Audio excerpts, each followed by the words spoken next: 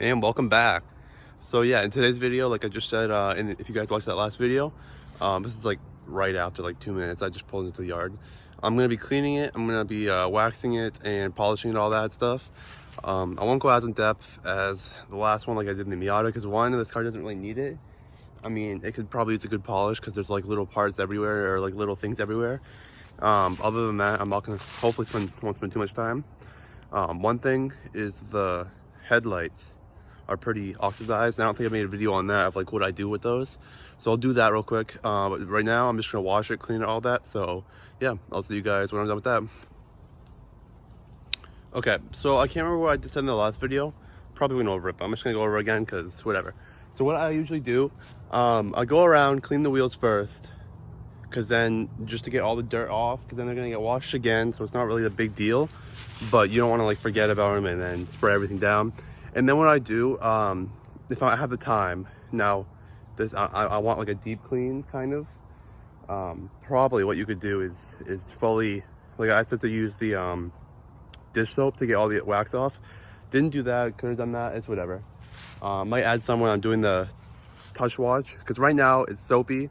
So what I did was take my soap, spray it on the car. I'm gonna let it sit for a few minutes just to let all the stuff get away, like catch up in it.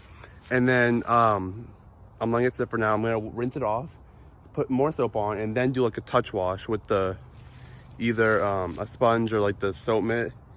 And then yeah, and then I'm gonna dry it, and then I'll get to the waxing and all that. Just wanted to kind of run over it real quick while I'm waiting. So yeah.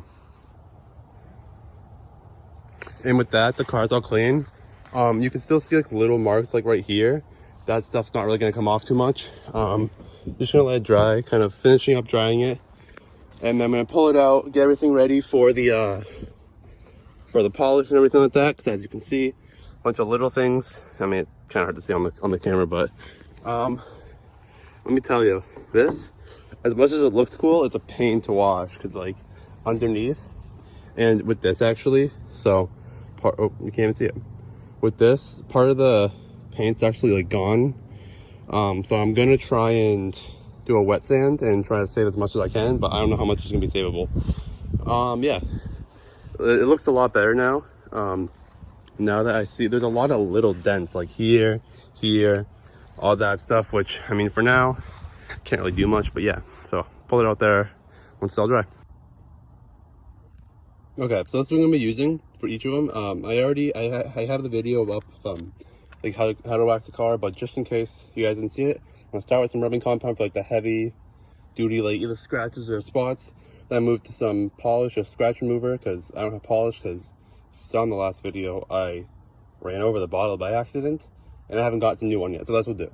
And then I have some wax, and I have a pad for each. I do have the machine one, but the problem I had is mine's a little old and not really the best, so I was having trouble kind of like pushing it in and everything. So these ones, especially also to show that you don't need a machine, and like the heavy duty ones, I'm going to use these because it'll just work just as well, and you honestly might be able to like, because it's easier to rub it in. So with that, I'm going to start. So just remember, always work on like one fender at a time. Don't go the whole car, because you want to do certain areas at a time. And for the rubbing compound, I'm only going to do areas like this that have this like gunk on it or scratches. Don't do the whole car with rubbing compound. Polish, you can be a little more forgiving, and then the wax obviously is the whole car, but I'm going to start with this, work each fender at a time, and then go from there. Okay, so after what felt like forever, I'm finally done the rubbing compound, and honestly, like, you can definitely tell a big difference. This side, there's like little spots like there, right down here, there's a big gash. Those will probably have to be, I'll have to wet sand it, along with like this.